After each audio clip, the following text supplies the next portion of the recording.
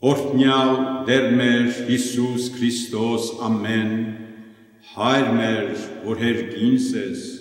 Սուրբ Եղիցի անուն քո, Եկեղեցե արքայություն քո, Եղիցին կամք քո, որպես հերկինս և հերկրի, Սած մեր հանաբազորդ, դուր մեզ այսօր, և թող մեզ սպարդիս մեր, որպես և մեկ թողունք մերոց պարդաբանած,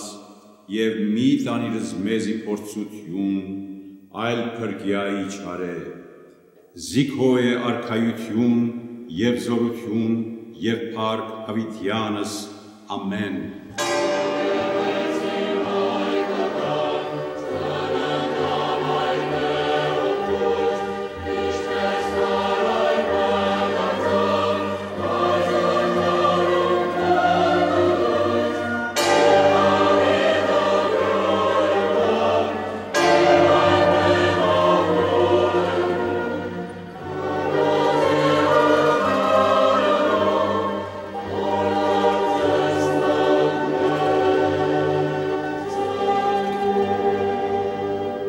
Ողջույն մեր սիրելի ժողովրդին, սկսում ենք քրիստոնեական դաստիարակություն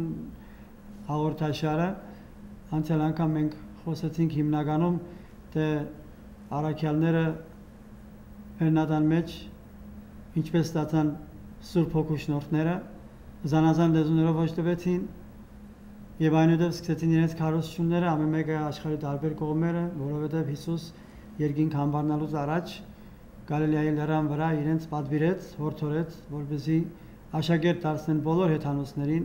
մկրտեն նրանց հոր, որդու եւ Սուրբ Հոգու անունով եւ սովորեցնեն այն, ինչ որ ինքը իրենց պատվիրել էր։ Ուրեմն առաքյալները ծվերվեցին աշխարհով մեկ եւ սկսեցին Քրիստոսի լույս վարդապետությունը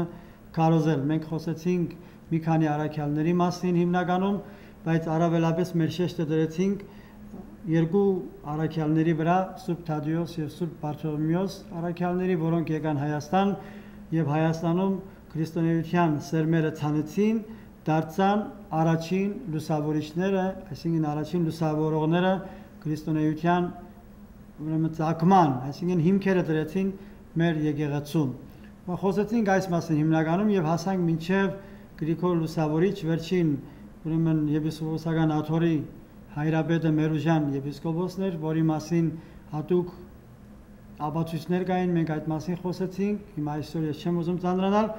բայց այսօր մենք շարունակական ձևով պետք է խոսենք հիմնականում Սուրբ Գրիգոր Լուսավորչի մասին, Սուրբ Էջմիածնի Մայր տաճարի հիմնադրման մասին եւ պետք է ասենք մինչեւ Հռիփսիմյանց Գայանյանց կույսերի նահատակության մասին եւ այս ձևով պետք է ամփոփենք մեր այսօրվա հաղորդումը։ Ուրեմն մեր այսօրվա նյութը այս է. հիմնականում Սուրբ Գրիգոր Լուսավորիչ, Հռիփսիմյանց եւ Գայանյանց կույսերի նահատակություն եւ Սուրբ Էջմիածնի Մայր տաճարի հիմնադրում։ Ես այսօր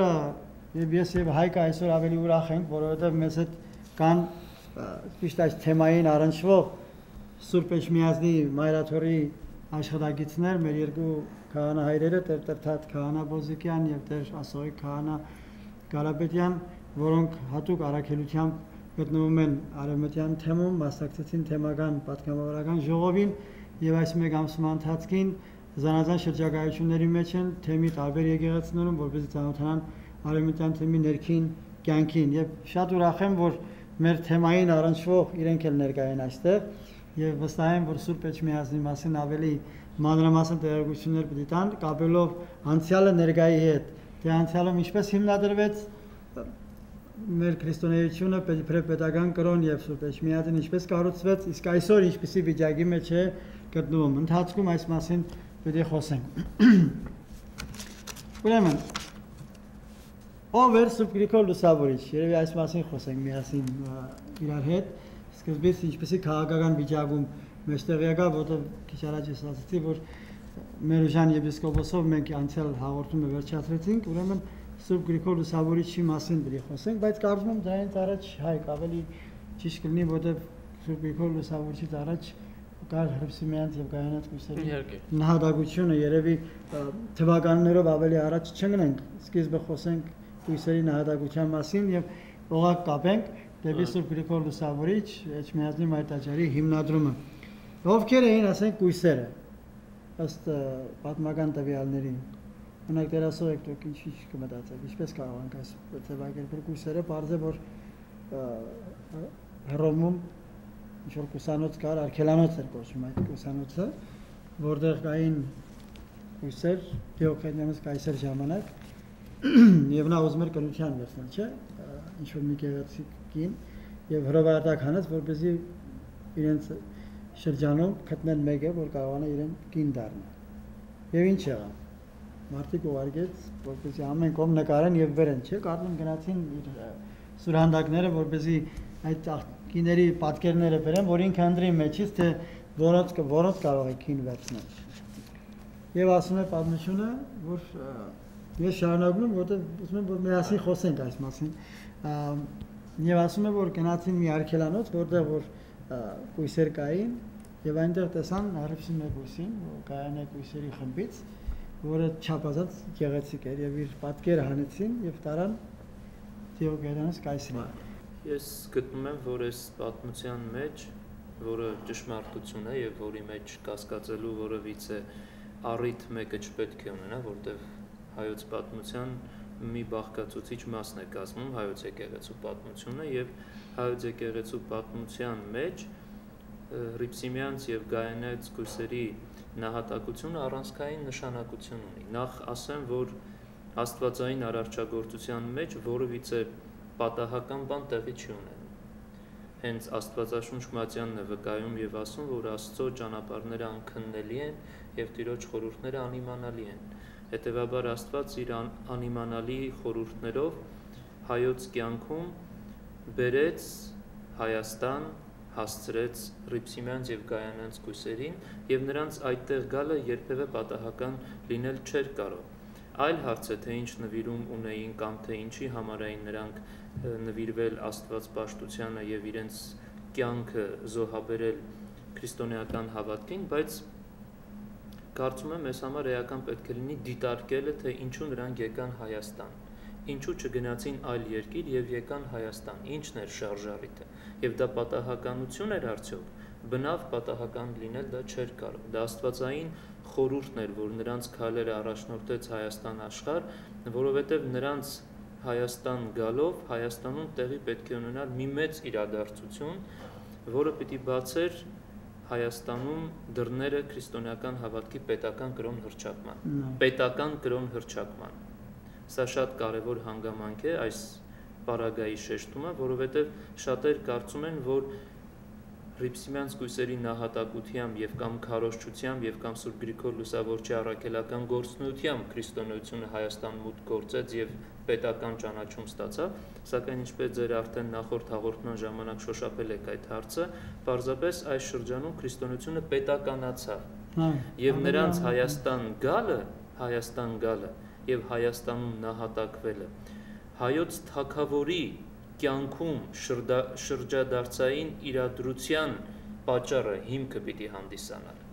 որովհետև այդ բոլոր իրադարձությունները իրենց բարձրակետին հասնելով պատճառ դարձան, որ Տրթատ թագավոր անդրադառնա և այդ անդրադարձումով վերափոխի հայոց տերության պետական կարգը։ Այսինքն շղթա էր պաստորեն այդ Հռիփսիմյանց կույսերի գլխավոր ազդակներից մեկն էր, այսինքն կույսերը պետք է նահատակվեին, որպեսզի իրենց արյունը ստապեցներ, օրինակ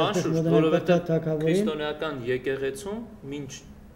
այդ ժամանակները, մինչ Հռիփսիմյանց կույսերի նահատակությունը, բազում նահատակություններ էին եղել և այդ նահատակությունները որևիցե ազգի, որևիցե ժողովրդի կյանքում շրջադարձային նշանակություն չունեցան, բայց մեր ժողովրդի պարագային այդ նահատակությունը ունեցավ շրջադարձային նշանակություն, որովհետև այդ նահատակությունը այնպիսի բարոյական ճնշում գործադրեց հայոց թագավորի վրա, այնպիսի բարոյական բյուրեղացման պատճառ դարձավ հայոց թագավորի էության մեջ, որ նա դրանից ազդվելով կարողացավ դուրս գալ իր կարծրացած սրտի միջից և կանգնել քրիստոնեական հավատքի լույսի առջև և թույլ տալ, որ այդ լույսի ճառագայթները ներթափանցեն իր անձից ներս։ Տրթատ թագավորը, ինչպես գիտենք պատմությունից, ցուլերի առջև դուրս եկավ և հաղթեց նրանց առուզների առջև, բայց այդ զոր ֆիզիկական ուժ ունեցող մեկը չկարողացավ պարզ մի թույլ, ասենք, ֆիզիկական ուժնոցով մի կույսի, ինչպես այստեղ հրպսի մեկ կույսներ, իրեն հաղթահարել։ Շիչ առաջ ասի, որ բարոյական քրիստոնեական լույսը բարոյապես հաղթեց ֆիզիկական ուժին։ Այստեղ բախվեց մարմինը, նյութը եւ հոգին։ Եվ հոգու պայքարի այդ պայքարի միջև մարմինը չկարողացավ դիմադրել եւ ընկճեց եւ ծնրադրեց եւ հոգին տարածվեց եւ այստեղ էլ ավետարանի խոսքի ճշմարտացիությունը, որ ասում է հոգին առավել է քան մարմինը, այսինքն կույսերի ներկայությունը Հայաստան աշխարհում աստվածային անիմանալի խորհուրդ էր, որը բացահայտում էր մեր առջև Հայոց թագավորի դարձը եւ նրա դարձի միջոցով քրիստոնեության պետական ճանաչումը, որովհետեւ քրիստոնեությունն այլևս իրականություն էր հայ երկրում։ Եվ եթե ասում են Գլիքոր Լուսավորիչը մկրտեց ողջ ազգը, դա կարծում եմ անհեթեթություն է առաջին հայացքից, որովհետև մեկ վայրկյանում, մեկ օրում, մի ամսում ամբողջ ազգին մկրտելը բավականին մեծ դժվարություն պետք է առաջացներ։ Պարզապես պատմիչների վկայությունների հիման վրա մենք վկայում եւ ասում ենք, որ Գրիգոր Լուսավորիչ հայրապետը մկրտեց հայոց արքունիքը եւ հայոց բանակը, բայց ժողովուրդը 90%-ով այլևս քրիստոնյա էր։ 10%-ն էր, որ լեռներում ծվարած տակավին հին հայոց պաշտամունքին էր մնացել եւ ընդդիմանում էր քրիստոնեության տարածմանը անմտորեն, սակայն դրանք էլ ժամանակի ընթացքում հաղթահարվեցին։ Օրինակ մի բան է զարմացնում, Տեր-Տերթատ, օրինակ Տերթատ թագավորի, ասենք, այդ դահիճները, որ կույսը փախավ եւ այլն հետևից ընկան։ Ես այդ նկարագրությունը Վաքսել փոցի մեջ կարդացել եմ, զարմանքես չեմ կարողանում զսպեմ, որ ինչպեսի դաժանությամբ կարող է մեկը ձեռքը բարձրացնել եւ ասենք այդ քեղեցկու լեզուն կդրել, ձեռքը կդրել, այրել մարմինը, չգիտեմ, հետաքրքիր է, ինչպեսի բարբարոսություն պետք ունենա մեկը, որ այ քրիստոնեությունը այդտեղ է, որ ասում է սիրեցեք միմյանց։ Բարոյական օրենքները քրիստոնեության մեջ շատ մեծ են, որ սիրել ընկերոջդ քո անձպես, սիրի քո Տեր Աստծուն։ Այսինքն ինձ մի զարմացնում է, դու ինչ կարծիք ես, ինչպես կարող է մի մարդ այդպես բարբարոսություն կատարել։ Ուրեմն մինչև այս խնդրին անդրադառնալ, ուզում նախորդ հարցի պատասխանը տալ, թե ինչու Ռիփսիմյանց կույսերը նվիրվեցին Քրիստոսին, անտեսելով աշխարհային աճույքներ եւ այլն, պիտի հիշենք Քրիստոսի խոսքը Հովանո ավետարանի մեջ, ավետարանիչը հիշում է այս պատմությունը եւ Քրիստոս հրաժեշտ էր տալիս իր աշակերտներին, ասաց, որ եկա հուր գցելու աշխարհ եւ այնքան եմ կամենում, որ այդ հուրը բորբոքվի։ Ուրեմն այս հուրը Քրիստոսի սիրո հուրն էր, որը պիտի բորբոքեր մարդկանց հոգիները եւ հզորագույն հռոմեական կայսրությունը պիտի տանուլ տար նահանջեր քրիստոնեական այս սիրո հրի առջև, որը եւ քրիստոնեությունը իշխում էր մարդկանց հոգիների վրա։ Եթե հաճույքներն ու կայսրությունն ու պետությունը իշխում էր ֆիզիկականի վրա, ապա քրիստոնեությունը իշխում էր մարդկանց հոգիների վրա եւ բնականաբար մարդու հոգի երբեք էլ հնարավոր չի ընկճել որևէ ձևով, որևէ արտաքին երևույթների միջոցով եւ Ռիփսիմյանց կույսերը այս սիրո արժեքը հասկանալով է, որ իրենց նվիրել էին Քրիստոսին եւ քրիստոնեությունը այստեղ հատկապես պիտի շեշտենք նահատակության չարչարանքի ինքնաչարչարանքի կրոնչի։ Եթե առիթը գա, մենք պետք է նույնիսկ եթե արճակատմամբ եւ ընտրանքի մեջ լինենք, աշխարհը թե Քրիստոս չարչարանքները թե Քրիստոսի ուրացությունը, իհարկե մենք պիտի ընտրենք չարչարանքները եւ պիտի հեռանանք աշխարհից նախընտրելով քրիստոնեական փրկությունը, բայց այնուամենայնիվ քրիստոնեությունը պայքարի, սիրո եւ առաջընթացի կրոն է, բայց նա Ռիփսիմյանց կույսերը երկընտրանքի դիլեմայի առջև էին, նրանք պիտի ընտրեին կամ աշխարհը, Դիոկլետիանոսի պալատական կամ Տրդատի պալատական հաճույքները, կամ պիտի ընտրեին հավիտենական կյանքը եւ Քրիստոսի սերը, եւ իրենց նվիրել էին, իրենց պսակել էին Հիսուս Քրիստոսի հետ, որը ճշմարիտ սիրո աղբյուրն էր, հենց այդ սերն էր, որ հաղթանակեց եւ զորացրեց Ռիփսիմեին պայքարելու Տրդատ թագավորի առջև։ Իսկ այդ դաժանությունները մեր մարդկային տկար բնության տեսակետից են դաժանություն։ Իրականում, ինչպես Ստեփանոս նախավկան քարկոծիչների քարերի տակ իր հայացքը երկինք էր բարձրացրել եւ ասում էր Տեր Աստված, ների սրանց, որովհետեւ չեն հասկանում, թե ինչ են անում, մեզ թվում է, թե ինքը տանջվում էր, բայց ինքը գերագույն երանության մեջ էր, որ հանուն Քրիստոսի ինքը այսպիսի չարչարանքների ենթարկվում։ Եվ այս տանջանքները միգուցե մխիթարիչ են այդ դաժան եւ բարբարոս մարդկանց համար, կարծելով թե պիտի ընկճեն Ռիփսիմեին կամ Գայանեին, որովհետև նրա լեզուն էլ կտրեցին, բայց Գայանե եւ Ռիփսիմեն այդ պահին ամենամեծ փառքի մեջ էին եւ հիշում էին